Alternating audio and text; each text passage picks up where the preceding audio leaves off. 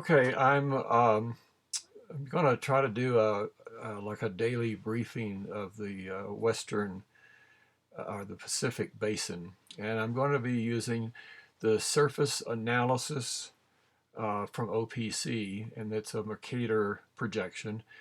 And I've tried to line up the latitudes with a Mercator infrared uh, loop from the aviationweather.gov.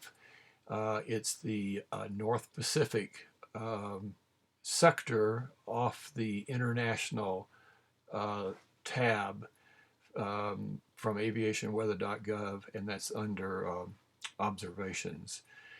So I've got the latitudes lined up. There's a little bit of a disconnect between the OPC and the satellite, but it'll be close for the purposes of interpreting the satellite data as it relates to the surface data. So let's start. I'll start the loop. The loop first. The analysis is at 18Z, 12 January 2016.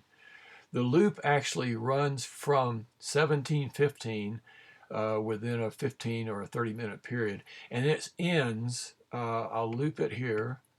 It starts around 18Z and then it runs through about 0Z. But again, it's going to be the, the large scale features, and so a few hours is not going to make that much difference on what I'm trying to get across today. So let's take a look at the Westerlies, which is all this area up here. And the westerlies are clearly defined by large-scale cyclones, short-wave troughs, and we use these large-scale cyclones. The satellite interpretation would be these comet clouds, and they're of different scales. There's one here. There's a large vortex, a large area of cold air. Probably, I've not looked at the 500 millibar, but there would be a very large upper level cyclone at 500 millibars with lots of cold air at the core, most likely in the minus 30 to minus 35 degrees at 500 millibars.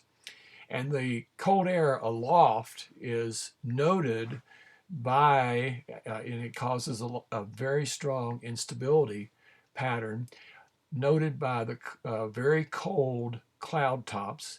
The cumulus are in the what we call an open cell cumulus. So it's indicative of very unstable air.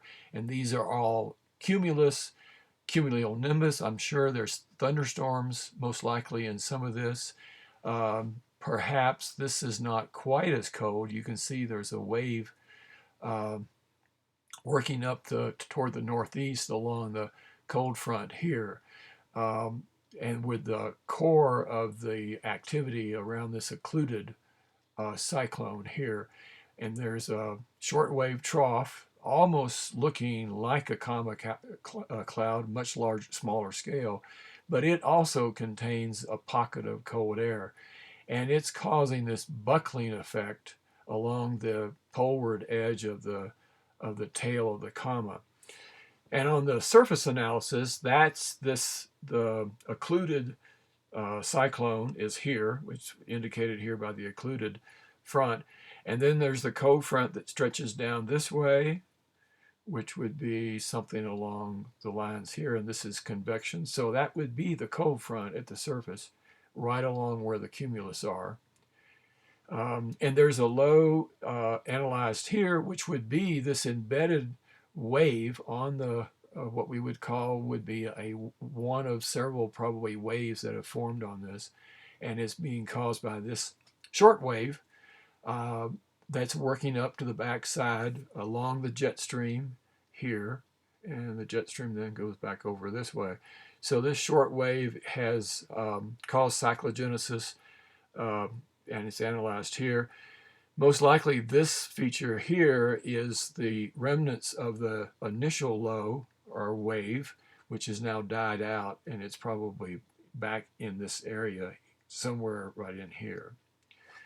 So, and then as we go west, we get into this really complicated cyclone vortex here, and rotating about this are several other waves, one of which, this is the parent one with the occluded front, and then there's a new cyclone here with an active cold front, which would probably be, and I haven't compared it latitude, longitude, but it would be this feature here.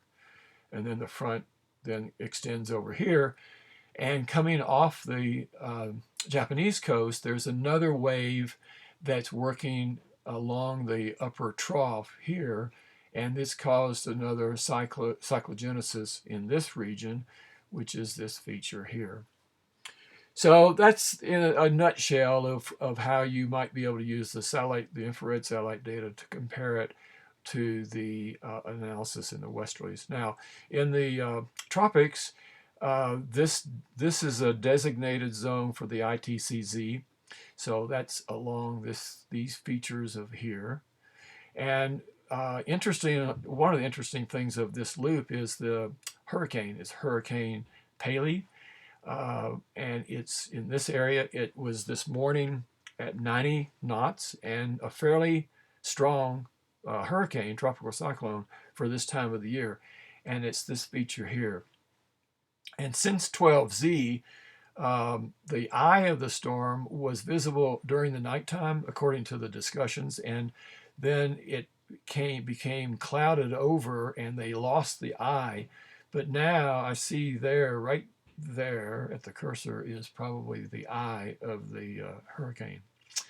So anyway, so I just wanted to give a short briefing and try to compare the OPC's surface analysis, the unified analysis, with the infrared data out in the Pacific region.